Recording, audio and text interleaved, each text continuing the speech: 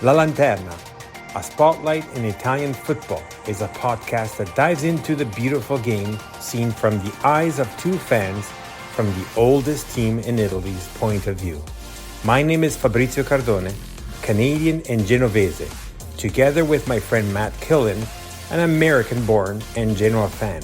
Every week, we'll tell you all you need to know about the only team you need to know about, Genoa CFC. Plus, we'll have guests and provide updates from around the magical world of Italian football.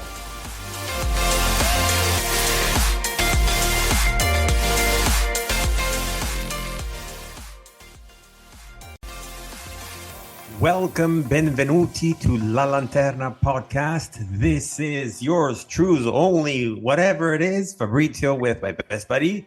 Fabry, it's Matt. How you doing? How are you feeling after that match? Okay, the match. You want to get right to the pain sore point, right? Okay, so how am I feeling? I am, I would say, I know. Happy and disappointed at the same time, I'd say. That's probably fair, I guess. I mean, look, it's weird. I mean, we're recording now on Tuesday, so I'm pretty sure most Genoani around the world are experiencing this and already know. We drew 2-2 to Udinese. Obviously, we just before this had a huge high, a big moment of win 4-1 against Roma. And so you go against Udinese, who, this season have been struggling a little bit. Of course, they've been in Serie A as like one of those sort of mainstay sides for some time, but maybe this is a win that we thought we were going to be able to get. Obviously, we've got a short turnaround. We've got some injured players. We're playing away from home. There's lots of reasons to maybe say something about this. But of course, what I was getting to before is I think everyone knows this match ended a draw. It ended 2-2. It ended with a goal scored in the just dying moments of the match from Udinese, an own goal that ended up canceling out the points and ending with the points shared. But I think at the end of the day, it's another point gained. I don't know. While we were up and we would have hoped once again to be having 3 points instead of being back here and talking about a draw, in some ways it feels a little bit like a deserved result. I don't know. What do you think about the whole thing? Let me give a background of what happened in the match. So first half was 100% our domination, in my opinion. Anyways, obviously it wasn't one way. It was from both sides, but definitely the way the scale was way more heavier on the Genoa side. It started at the 15th minute with a beautiful goal by Gudmundsson, with a beautiful assist by Frendrup. Silvestri, giveaway, straight to Frendrup. Gudmundsson's onside. The shot from Gudmundsson. He doesn't miss from there. It's an exceptional goal, but stemming from an incredible error from Marco Silvestri. Genoa 1, Udinese 0. Albert Gudmundsson with his second goal in 2 matches. At that point, it was an opener, I guess, with respect to the fact of what the match had in place for us.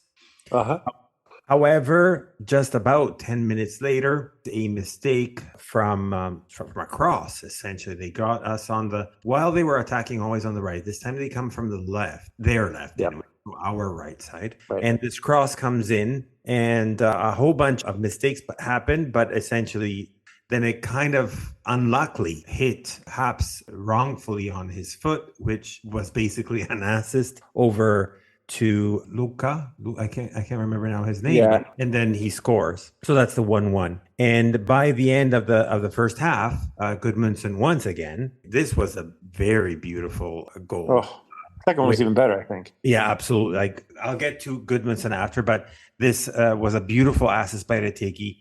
He kind of got injured in the first half, and we'll get to that as well. But he still continued to play almost the whole entirety of the match. And it gives this assist over to Gudmundsson and puts in the second goal. Malinowski in support. Wastes no time in getting the ball forward to Retegui. Support for him is Gudmundsson now. Gudmundsson has done it again. Albert Gudmundsson doubles Genoa's advantage just before the halftime break. His third goal of the season. All too easy for the Icelandic international. So just few minutes before that, I apologize for the back and forth, but there was another goal that was annulled, rightfully so. Apparently, in a lot of feeds, they didn't show the replay. In the feed I had, the replay was showing this offside by Haps very, very late in the game. But anyways, at the same time, it was a legit, correct decision by the referees. Retegui chests the ball down, takes Beal with him. Vasquez was there. This is Haps. Nice ball. It falls to Goodmanson. Offside the decision. It was Ricciano Haps in an offside position. The score remains Udinese 1, Genoa 1. So first half ends 2-1. Second half, this is where some things sort of happen. I think the refereeing was fair, nothing like outrageously badly done, but it seems like we're sitting a lot more back in waiting for the actions from Udinese rather than us going front. So one thing I wanted to say about this is a lot of people are complaining about that, and that's not how it's the right way to do it. But let's also not forget that we have just come from an amazing match against Roma just 3 days before that. So you have to give them a little bit of tiredness, especially after a great first half. And perhaps their goal was to, close it in the first half and then continue in the second. And maybe that's what didn't work, in my opinion, also because of the tiredness. But mind you, it worked all well. All up until the 91st minute, another incursion from the left. And essentially, it seems almost he did it on purpose, but I'm sure he didn't. Maturo, unfortunately, gets that ball as if he was the striker, and he puts it straight into the net. Sorry.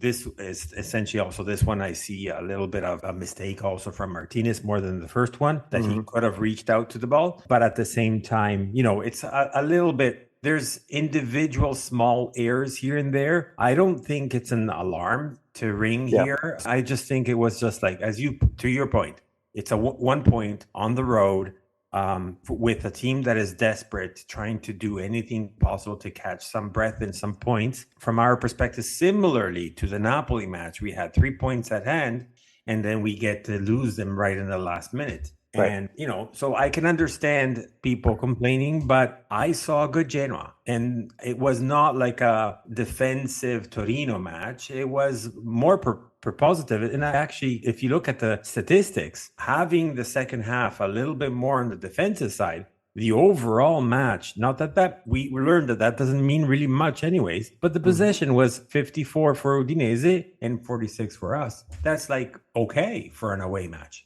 Yeah, I mean, I guess some people might argue that you'd want to see us dominating the possession count against a side that we think we should maybe beat. But I'm with you too, because we've seen we're not really playing full possession ball under Gilardino. And, it is a little bit of a different dynamic when you are playing on the road. I think probably we could have had a little bit more there, but at the same time, our way of setting up this squad and how we're thinking about matches also that plays into that counterattacking moment a little bit. So it kind of makes some sense that we didn't dominate the possession category even against Udinese. It's I mean, at the end of the day, look, we got a point. It's a match you think we're supposed to win. It's a little different feel maybe from the Napoli match, only because the Napoli match we weren't expecting anything, and all of a sudden it looks like we're going to get 3. I do think it's much closer, at least from a fan's perspective, to the Torino loss, in a sense that this goal happens from the opposition at the very, very, very, very end of the match, and there's not really anything you can do to reply. And the Torino match, it seemed somewhat unjust because we had dug in and fought well and seemed like we were going to earn ourselves a point. And this one, it's tough because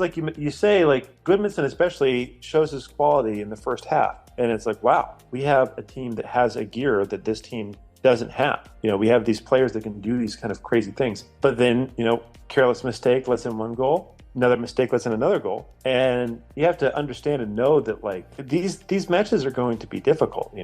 We're in the top league of Italian football. It's going to be challenging. When you have a 2-1 lead, that there's going to be a potential for the other team to score again. So it's a little, I feel like it's maybe feels unlucky to have not come away with 3 points, but at the same time, I kind of side a lot more with you in the fact that we didn't really do anything in the second half. We had a goal disallowed, which kind of was totally beside the point, but we probably could have killed this game off if we got 1 more goal, or we're a little bit more advanced. And it didn't seem like we were incapable of doing that. I know it had 2 wonder strikes from Goodmanson, and that's what put us on the board. But it seemed like we could have probably done a little bit more to test them than we did.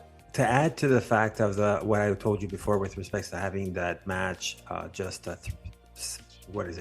72 hours just before against Roma. Mm-hmm. Obviously, that has the impact. So we saw in the Roma match, we saw Strootman and Badel out being subbed. Yes. So we didn't have them in this match. And it showed that even without them, at least in this game, like, mind you, there's different teams and different things, right? We do definitely notice that we do miss Badel, contrary to maybe what a lot of people might think of. But at the same time, we can survive at times, like in fractions and few matches and so on. So we can only hope that after the international break, they will come back. But at the end, we have to think about these the benchers, the subs that now have become, some of them anyways, for the starting 11. And obviously, they were not the ones to be always starting as the starting 11. So you also have this fact too. So adding the fact of Haps came back from an injury. So we only saw him basically for the first time, and he basically played for the entirety of the match. He did make a lot of mistakes. Perhaps also he was not the 90 minutes on his legs. Adding to that as well is Retegi, after maybe that's the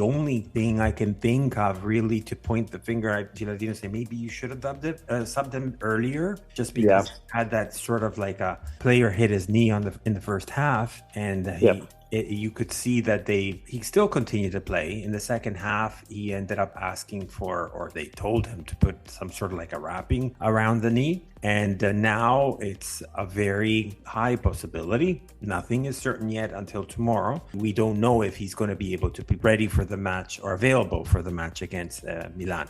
But my problem was that because we had Ekuban out, Retegi then got substituted, and we had Puskas. And honestly, I don't even think he's a player. Honestly. Yeah. I mean, this is going to be a problem, obviously, as we look towards the Milan match. And we had some interesting moments that we may or may not have to kind of put a disclaimer on in some of our other pod recordings where we were talking about Retegi's praises, and having him not available against Milan obviously would be a major, major blow for us. But yes, obviously, like, seeing him get hurt in this match and having to sub him off is not ideal, knowing that we're coming to another match. I think Matteo from Genoa Club New York was saying some wise things on the We Are Genoa group chat today. You know, much better that he doesn't play against the top side, a side that, by the way, we're predicted to get roundly beaten by anyway and recover, than him to come back too fast, not be ready, and then he's out for much, much longer. You know, I think it definitely is a risk that we have Retegi and then it seems to fall off a cliff. And I don't completely agree with you. Like, I don't think putting Goodmanson in the same exact position sets him up for success. So I do wonder what Giardino is going to do to try to fill that part of the role and hopefully have like a little bit more of a game plan as the season goes along. Yeah, no, my point, I was writing that in the chat, saying that even if we didn't have Retegi and we have Goodmanson, maybe with any other striker with him, he can replace, quote unquote, replace. And I'm only thinking of Serie B where we didn't have any other striker, or those times where Coda was not there or so on. And we did bring some points even with Goodmanson being our striker. The sad thing is that he as a Goodmanson did a freaking amazing match. He did a doppietta, so that's 2 goals on his side. And people are starting to notice it. Serie A has noticed him, which happy, very scared at the same time, because we know that eventually we have to make money somehow. And one of the easiest ways to make money is obviously selling players. Let's don't think about it now, and let's only hope that that's not going to happen. Yeah. Come on, Fabry. We're just coming off. He's leading Serie A in dribbles, or at least he was like a week ago. Let's enjoy the wave, man. I'm with you. Like, I think the more that we do well, the more there's going to be a light on us, and the more that players like Retegi and Goodmanson seem like maybe they become out of reach before too long. But all we can hope for is that they contribute to our goals this season, and that we finish a respectable place, and that we build on it for next year. I think that's really all it is, in my opinion. Right, and I think we're going to do a good season. This tie is not an alarming factor, as I mentioned to you at the beginning of the pod. We just saw a good Genoa, very unlucky, essentially. That's how I... Okay, so before we go to the break, just a couple of things I wanted to talk about. First of all, if you recall in the last pod, I talked about the Primavera boys that had won 3-2 against Monza. Yep. Apparently, they had too many players from 2004. So if you do that calculation, they were... I can't remember what that means, but essentially something about too many old players or something like that. There's a rule that I'm not too familiar with. Anyways, the federation has deemed that match was incorrectly played by Monza because of this reason. So even though we did win from a 3-2 on the pitch, it turned out to be a 3-0 for Genoa because of this. It's almost as if they were disqualified type of thing. The other thing I wanted to add was finally eStore is online, guys. Go and check it out. So go to the genoacfc.it, check out their store. I don't think they have it in English, but with technology we have nowadays, you can switch on that translator, and you're probably lucky. Matt has taught me that there might be some issues when you go and pay, so be careful on that aspect. But nevertheless, go and check it out. And finally, the eStore is up and running. Not the best, but definitely finally something better. Hey man, I am not complaining at this point. I will absolutely take what's there. Did you end up getting anything, Fabry? I think you got some stuff. I got a bunch of stuff too. I know you did. Not yet. I'm ready to buy some of that not the training stuff because it's not there yet. It's the traveling stuff. So it's like, that sort of blue and beige type of colors, either shirts or polos or, the track suit or whatever that might be. I'm thinking about maybe that one. Yeah, I think they look pretty sharp. I hope the blue and the travel ones, because I got one of those ones. I got the beige one with the blue. I hope it's more of like our navy blue and not like the kind of, it's not exactly cobalt, but whatever blue is on some of the pictured players with I think the same design. Looks like a dark cobalt something. In the pictures, which obviously is a little too borderline, I think, to something else. But I don't know. I'm excited to see it. And I think one of the cool things, look, we finally have, again, after like how many years, you can buy things like scarves, like keychains, like coffee mugs. Like, I know it sounds like flags are there. By the way, it does seem like that flag we've seen that flag before. I remember last year that was making the rounds. Doesn't matter at all. You can still get it. It's now officially official. It's just like that for me is such a big part of the game. I can't wait, as stupid as it sounds, to have my Genoa 1893 keychain that I'm going to take around with me wherever I go. People ask me, what's that 1893 and why is it red and blue? Now let me tell you about it. 1893 means. Exactly. So but that's the type of stuff, man. Like, we need more of that. I want to have a dog collar I can put on my dog. I love the backpack thing. Having a scarf is great. I got one of those swell water bottle things. I can't wait to carry that around because that's a very visible. Although I got it in blue though, so don't judge me on that. They have the blue and the red. Afterwards I was like, man, is that too borderline? But I think it's a navy blue. So that's good. Anyway. Kudos. But no, they're adding to it. Just today I got an email that they have added the jersey, the main kit for women too. So I think they're expanding it as it comes. So that's definitely a good thing. I was going to say, as we were talking about it, I went back online to see if they added anything new. Because I remember there were some murmurs out there of it really being up on October 1. And I think it actually launched before then. I do see the women's shirt there now. Exciting stuff though. Exciting, happy, finally. I'm happy for, actually, when we reached out to the club, they did tell us, as you mentioned before, about the October, so it happened just a few days earlier, so it was a super surprise, and can't wait to order, and you have already, so can't wait for it to receive. Just let me know when it comes. I know you will tell me anyways, but okay. Last thing before we go to the break is essentially today marks the anniversary of the death of an old coach, Franco Scoglio. And, it's sad. I mean, a lot of people that are new to Genoa might not know him because, he managed Genoa quite a while back. So we're talking about the late 80s. The 80s, 90s, right? Or was it just the 80s? Well, he came in two spells. So the late 80s was the first spell. The second spell was in the early 90s. Actually, three spells, then 1 year in 2001. Now, he really didn't do much as results per se, but because of his passion, because of his dedication, and just the only thing I wanted to say, and which is sad in a way, after he quit being obviously a coach, he became like one of those critics on TV, especially local TVs and whatnot. And he said, "I will die talking about Genoa." Indeed, one of those heated conversations happening in one of the TV shows, he was actually yelling at Preziosi or something like that, and that's when he passed. So that's sort of like maybe that's why he became some sort of like a saint to us or some sort of thing. But so just wanted to remember this sad moment. That was 2005. So just wanted to say this quickly, and I guess after this, sad, but happy to remember about him, I would think let's go to the break with our special guest coming right up.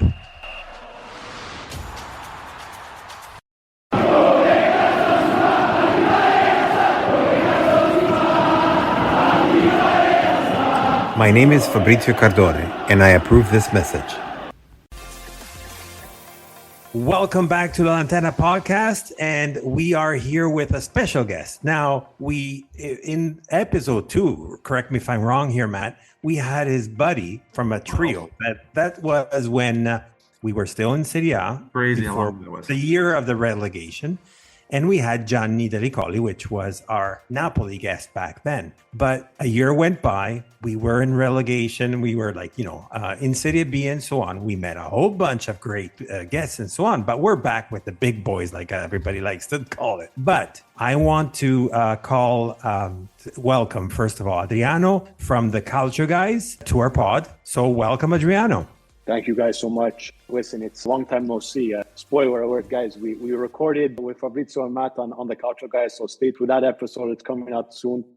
Just happy to be on board here on your guys' show. Fresh in the mind. We got Milan, Genoa coming up. So just honored to be on the show, guys. Adriano's right.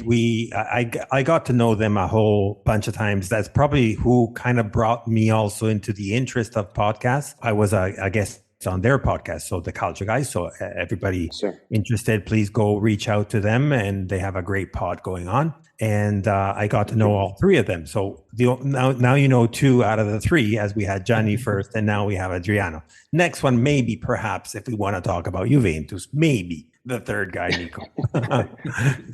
Jokes on the side. Jokes on the side. So tell us a little bit more. We did speak a little bit about it, but tell us a little bit more about your pod. Yeah, guys, we're a weekly Serie A cultural show. We talk.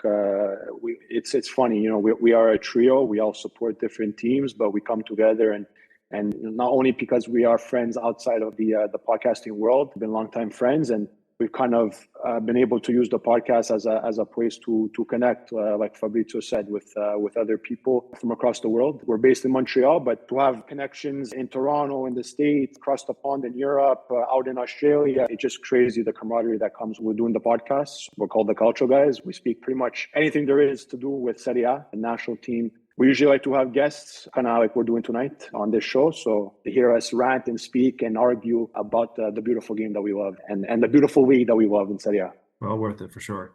Adri, tell us, why Milan? Why Milan? It's a good question. Listen, I'm not super old. I'm not super young. I'm kind of in the mix of the Milan glory days. Born in 96, so kind of saw the later tail end of Il Grande Milan, as they used to say. So, but yeah, no, just kind of obviously in my generation, the World Cup 2006 had a big influence on just my cultural craze. Obviously, playing calcio as a young kid as well in the early 2000s. Just come from Italian descent, so kind of having a ball at your feet is kind of like part of the gig. So I remember one of my first calcio kits that I got as a gift from my Zio Vittorio was in fact a Milan kit. Didn't know too much about it, obviously, from the get-go, but once you kind of start falling in love with anything, you kind of get more curious and more intrigued by what this club is, what this jersey is. Quite a few players on that World Cup winning team came from Milan, some great legends that we've had. So you kind of just get more curious to the national team following the league. And yeah, it's been Milan ever since. We say nella gioia e nel dolore, sempre forza Milan. So it's the good and the bad with Milan. We've done it all, just kind of how it's stuck. And I find now just going forward, getting older and kind of appreciating obviously the game and the league and doing content around the league, you just kind of immerse yourselves even more within the club. You know, you're buying the merch, you're buying the kit, you're just getting in such a craze with everything to do, in my case, for Milan. So, you know, also just to add on, you know, truly honored to be a part of the official Milan club here in Montreal. It's just these little things that kind of bring you closer to why you kind of fell in love with the club that you support. And yeah, for me, I wouldn't have it any other way. I'm sure you're right. You kind of grew up in a time where you probably most of the more recent memories you have of Milan probably weren't as great until these past couple of seasons. So you really kind of have a different appreciation of what it means to be a Milan fan and you know, why these last few years have been, I don't want to necessarily say not special because Milan is such a big club, but I'm sure it's a different kind of vibe now than what it was only, you know, a handful of years ago. Yeah, you know, growing up and kind of seeing those last little bits of Champions League glory, for example, you know, obviously in 03, we're not going to speak about 05 because this is probably not the pod to start swearing and smashing tables. So we're not going to do that tonight. But then obviously it's the great glory in 07. But yeah, you know, after the Scudetto in the early 10s, you know, Milan went through the banter years. Every Milan fan knows it. It was some tough, lean years for a long time. We're still here supporting like we always will and we always have. The recent Scudetto was so glorious just because it was just so long from what we were accustomed to go through those lean, tough years of some unforgettable players, some unforgettable performances, some, you know, not beating Champions League, you know, not winning Scudetti. I know I sound a bit probably, I don't even know the word. I feel like I'm hogging all the silverware and I shouldn't feel that way, but it just, from what it was to what it became and now what we're trying to get back into, anybody who follows this league and who follows Milan specifically knows that struggle. So, but I think, you know what, Matt and Fabrizio, we're on the right path. Hopefully, at least. I'm hopeful for maybe not to get to where we were because it's hard to really remake history of that great fashion, but just to be on a positive path to go into the future, I think is a big plus for Milan. You're absolutely right. The Calcio itself has definitely changed compared to back the 90s, the 80s, and so on. Yeah. So definitely those days are long gone and have to make it in a different way. And Absolutely. you just mentioned before this, the last Scudetto. So that was only 3 years ago. That's right? Or 2 years ago? Yeah. So, yeah, well, Napoli won last season. 2 seasons ago. That means that now we mentioned it in the pod before, but essentially it's interesting to see that this is the battle of the two Milanese right now. We're early in the season, right? So we're week 7, heading towards week 8. At the same time, it's still early to tell, but it seems like it's shaping into the two Milanese going head to head for the Scudetto. And that means also the battle of the second star, because both Milanese, so Inter and AC, have 19 Scudetti. And that means both of you guys have the 1 star. You're fighting for the 20th. That means the 2 stars. So whoever wins this is the better of the other one, or not. It's tough. If you win, you're going to say it's that you're the better. If you lose, it's not going to matter. So we have to wait and see after match day 38, guys, how things pan out. But the Scudetto is going to end up in Milano. I still feel that way. Again, I know you said, but we all know it's still early days. Match day 7 going on match day 8. What a Calcio still to be played. It's far from over. We already had our first derby. And obviously, as Milan fans, it wasn't the derby to remember. It's one to forget and kind of, well, remember, but also forget in terms of you want to put a result like that behind you, but you want to remember what that feeling was and go into that next derby with a bit more firepower. But it's the race for 2 stars, like you said, Fabrizio, and Milan fans obviously want it, myself included. So, but just even besides that, I think both teams are already showing it on the pitch as well. I'm hopeful that it lands on the right side of Milano. Looking at the stats, both Inter and Milan, sorry if I'm always bringing the other side as well, but 6 wins, 1 loss. The 1 loss for you guys was against Inter. The 1 loss of Inter was a couple of weeks ago against surprise Sassuolo, right? So what does that mean? That they are weaker than you guys? I don't know. It's a tough question because, listen, as much as we want to not say it, as much as we want to hide from the fact, Inter has a squad that's capable of doing damage in this league, and we've seen it. And that's not trying to play nice. It's just kind of the reality of things, and we have to be aware of what the reality is. Yes, we support Milan. You know, you guys support Genoa. You always want the best for your clubs, but at the same time, you have to take your bias hat off and kind of see what the reality is. And who's the one that beat them? Sassuolo. what does Sassuolo do? They're the ones that go and beat these giants, and the famous Robin Hood saying, they take from the rich and give to the poor, right? So they take the points from the big clubs and they feed back down the weaker teams in Serie A. So not surprised there. I mean, maybe surprised that it happened, but at the same time, in the back of your mind, a team like Sassuolo, like I just mentioned, is always capable to be that kryptonite to these Milano teams. So it's going to be a fight to the finish, I'd say. It's going to really come down to who makes the least mistakes, I think. We're not going to see, clearly, we're already going into match day, a Scudetto run like we saw last season with Napoli. Guys, let's face it, it's not that type of year, I don't think. There's a lot of good competition at the top. There are other teams to watch out for. And again, guys, the season is still long. So these are teams that are playing in multiple competitions. So we got to see now who really utilizes their bench, their tactics. And at the end of it, guys, it really comes down to a bit of luck and a bit who can stay the healthiest and who can stay on the pitch. So we'll see how it goes come the end of the season.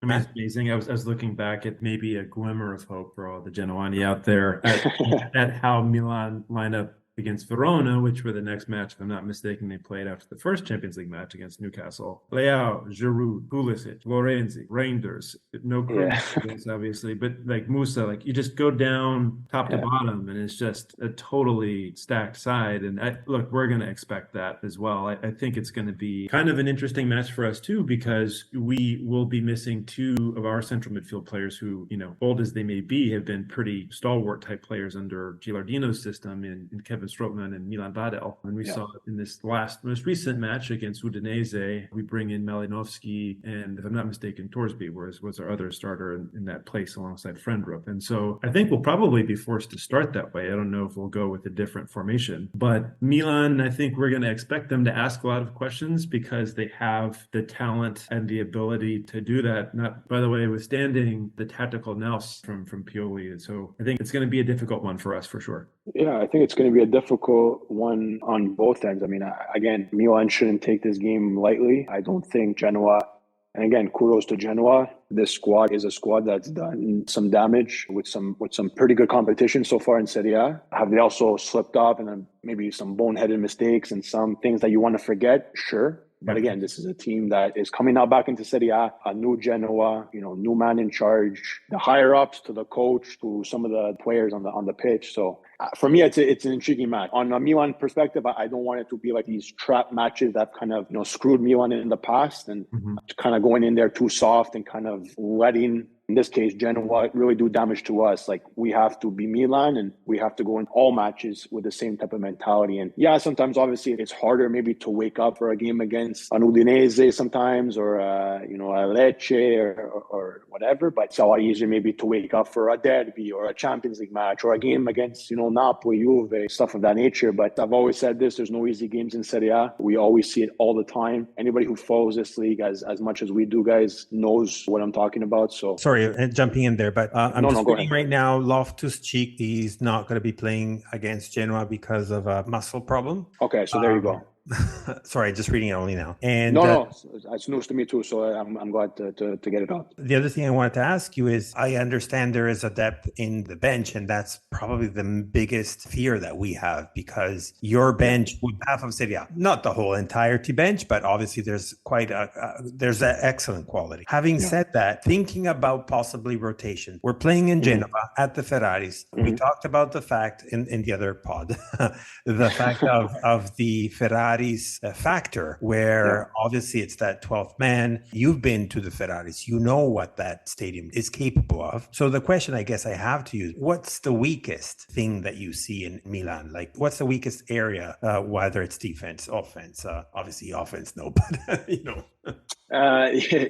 listen, and just to go on to your point of the curva, the tifo has been fantastic at the Ferraris. I did get a chance to go. When that place is packed, it's all there. You really hear it. It's very close. I also went to San Siro on that same trip, and obviously for me as a fan, it was a dream come true. And it's a bit of a difference when you're talking about 70,000-80,000 to, I don't know how much the Ferraris holds, but 32. maybe about more 32. Yeah, I was gonna say 40. So it is a different scale, but at the same time, you really hear it. And this season has been a really big year for Genoa fans, especially at home. So that's going to play a factor. Playing on the road in these hostile environments is never easy, no matter what team you are. But where do I see the weakest? It's a good question. I think games are won and lost in the midfield, so I don't want to say there, because I still think without a Loftus-Cheek, I think we still can do something to break up the lines, to kind of be that pivot, that from going from defense to offense in that transition. I think we are still set. I think I'm going to probably say the defense. I don't know what pairing yet we're going to see. We haven't seen a guy like Kalulu yet. Who's it going to be? Chow and Tomori? I would probably think so. But then who plays again? Like we were saying, like Matt's question, where are we going to see in the Champions League match? So Does a Simon Kjær come into play? Where does he come into play? What matches does he see more minutes in? Calabria, Florenzi, both have been so-so. I don't think they've been terrible, but I don't think they've been extravagant either. So they've been pretty subpar. Both have their qualities at their rightful ages. So obviously we have a gem on the left side. That's no secret anymore. Theo Hernandez is not only the best left backs in this league, I think in the world. So how do we continue to, when he bombs forward, to kind of fill in for him on his defensive duties sometimes is a cause of concern. Our defensive pairing has been, some games we can say, wow, been amazing, But then there's other games where Tomori picks up a stupid foul. He gets a second yellow. He picks up another a red card or a yellow card. Simon Kjær doesn't have the legs he once had. Chow is still a young player who does sometimes make mistakes. So again, not trying to be overly critical, but because I still have faith in our back line. But to answer your question, Fabrizio, I would probably say in the defense, because I think in the midfield we're covered. And I think even though in the attack sometimes we can lack that final execution, the final third, our quality gives us the hope that it will come. Yeah, Adreano, I'm curious. I don't know if this match stands out as one that would be fearful or would make you feel more confident, because the result obviously was very much in Milan's favor. But just looking at recent matches and trying to see if there's any sort of parallel with how Genoa might play, maybe surprisingly, at least statistically, the Cagliari match looks like a lot of the Genoa matches that we've been playing, barring the shots that we had. So obviously the match ends 3-1 to Milan. Cagliari do get the opening goal. I think the interesting thing for me, seeing possession-wise, very much tilted towards Milan, like 67% or so. And then, you've got a much better kind of expected goals, but you're seeing a lot more even shot kind of distribution. I don't know if that's exactly like the way we're going to see everything. It's a pretty poor tactical way of breaking the match down. But if I were to say, this match would look possibly like the Cagliari match, is that something that, does that kind of bring to mind kind of defensive concerns, given that there were 16 shots allowed and 6 on target? Does it feel comfortable? How would you think about it if that were how we were to look at it on Saturday?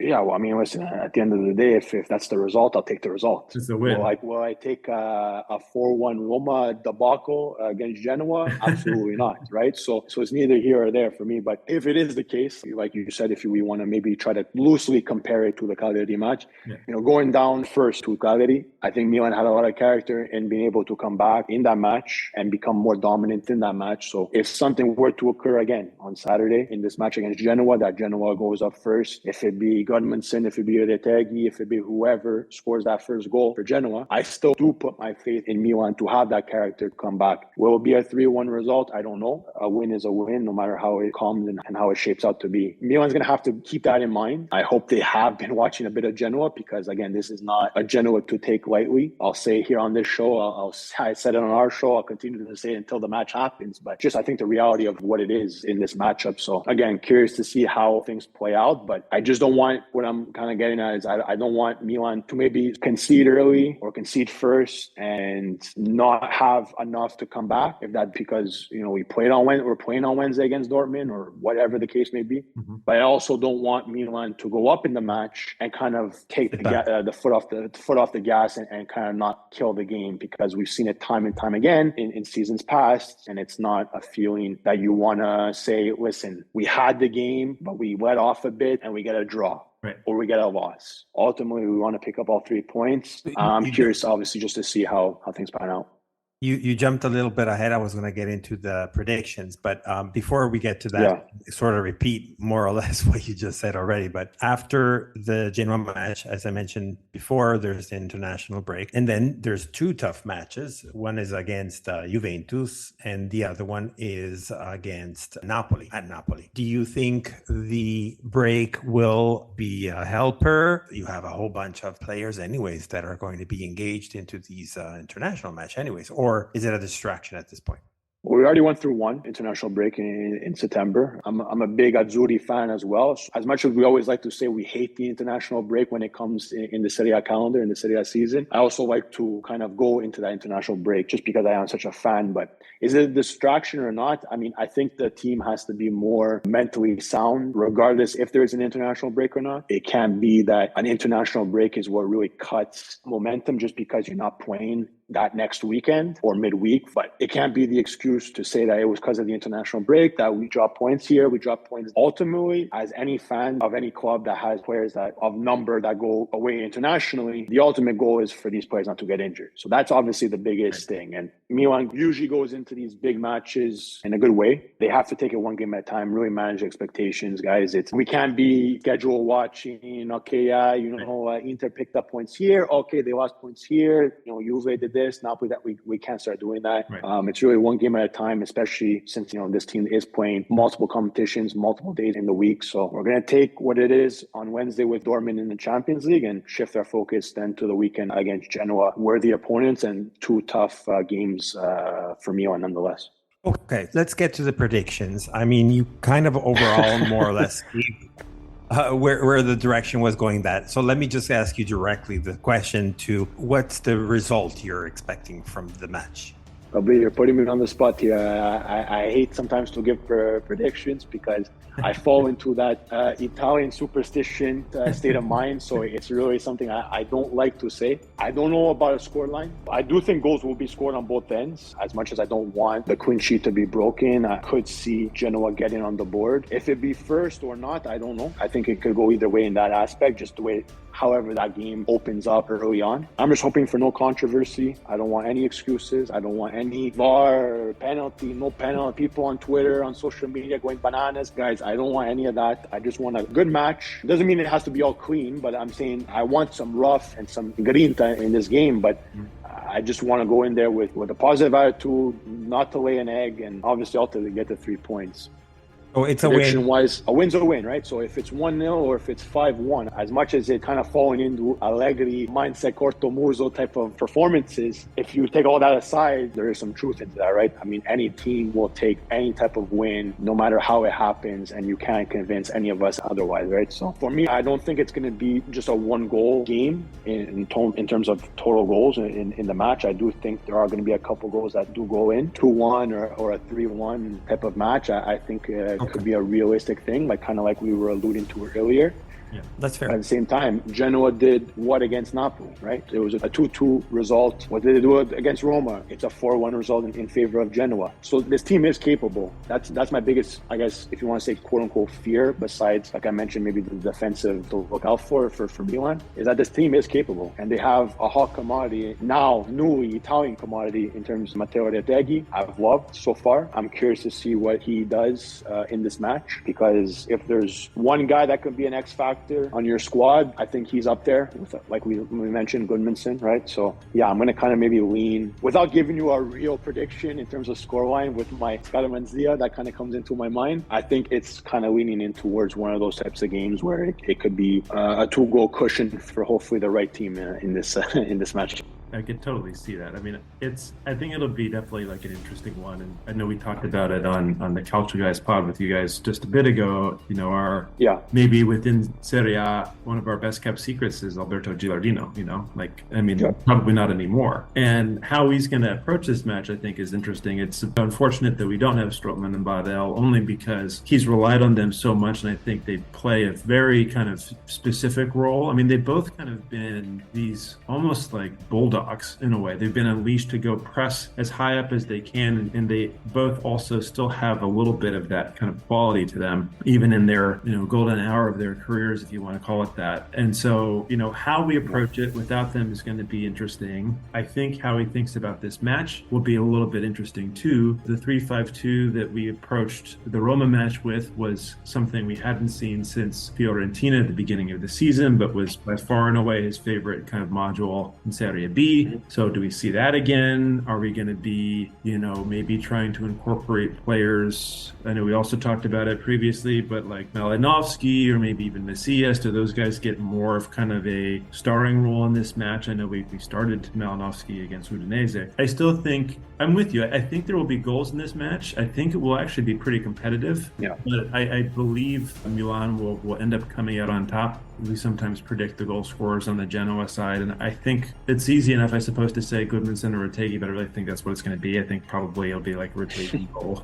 If not that, I probably would say maybe Dragushin, just because he's scored so many from set pieces. And that's one thing, actually. Barring the magic that we've had from Goodmanson and Retegui, our ability to really get something out of corners in particular has been fantastic this season. And I think that always, if we're close in a match, we always just have a chance that we can figure something out. And a lot of times it's been Dragushin in some way either heading the ball across or actually scoring the goals. And we've seen other players, actually Retegui included, get involved in those instances too. So I don't know. I think it'll probably be 2-1 to Milan in the end, but I think it'll become a fun match to watch. I don't know. We'll see. To me, it's a tough one. I still think that there is a tripleta possibility there, so it could go either way. However, just because of the possibilities, I don't necessarily, and I'm hoping we're not going to see a Genoa that is fully defensive. If Cagliari is an example where they were playing a 5-4-1, I think, type of formation. Well, yeah, hopefully we don't see that. Weird. That even though they did score first, I mean,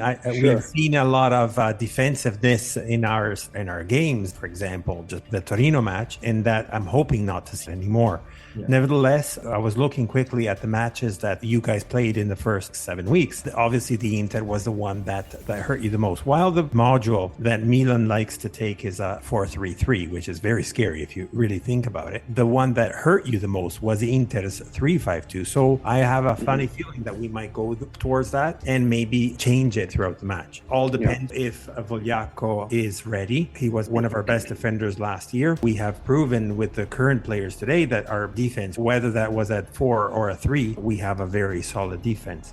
The midfield, to your point, Adreano, is probably our weakest spot and your strongest. So I think that's where the battle is going to happen the most. Gilardino did prove in matches. Look at the Roma match. We had both first Badel and then Strootman right after, leaving for injury in the first half to show that even with our subs, we managed to do something decent in the midfield. Hopefully that momentum can come back rather than the second half against Udinese. I think if we're able to manage to hold in the midfield, then it's an open game to hit you somehow. And with Retegui and or Goodmanson with his extravaganza or, a fantasy type of player, he can definitely screw things around in a way, right? But having said that, I think it's going to be a nice match, very open, and I have a feeling it's going to end with a tie. I see a 1-1.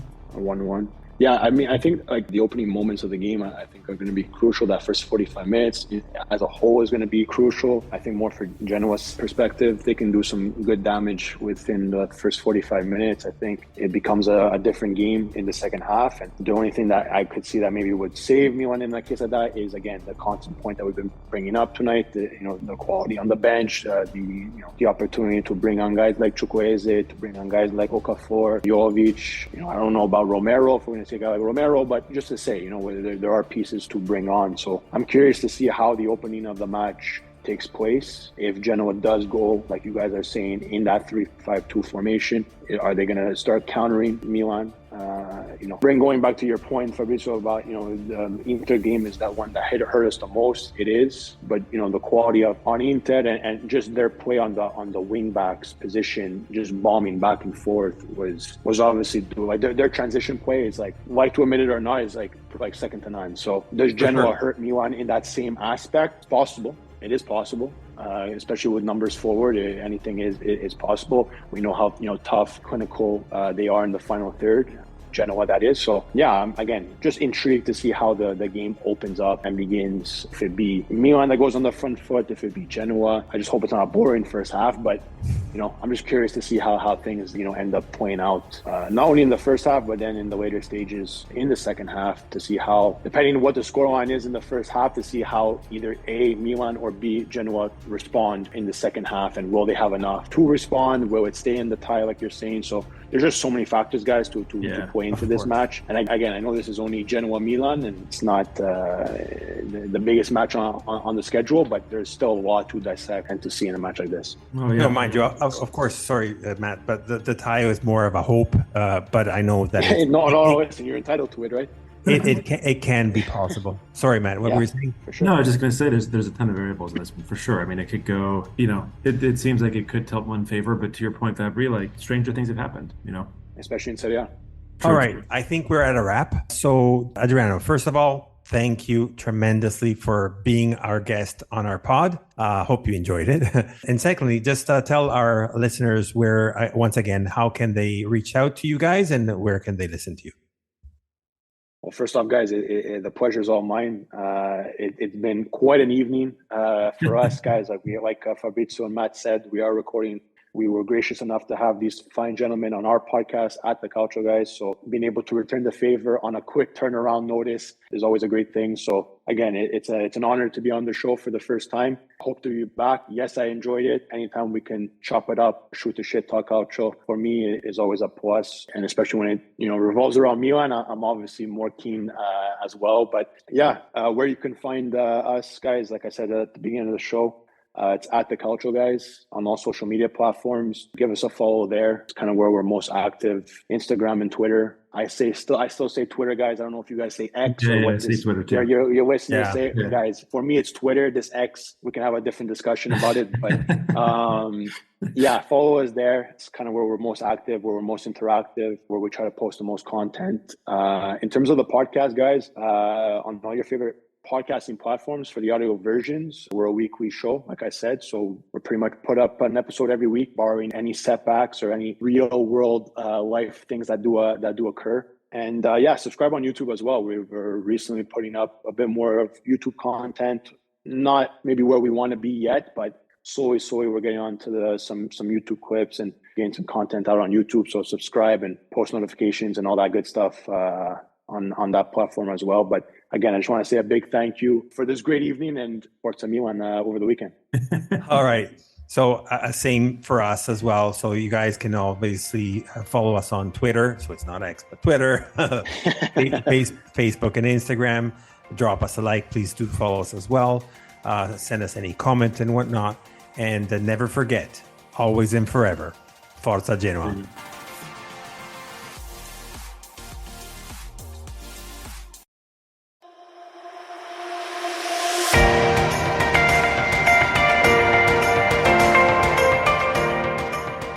You've listened to La Lanterna, a spotlight on Italian football, a podcast powered by Genuani Si Resta. Thank you for listening and see you next week.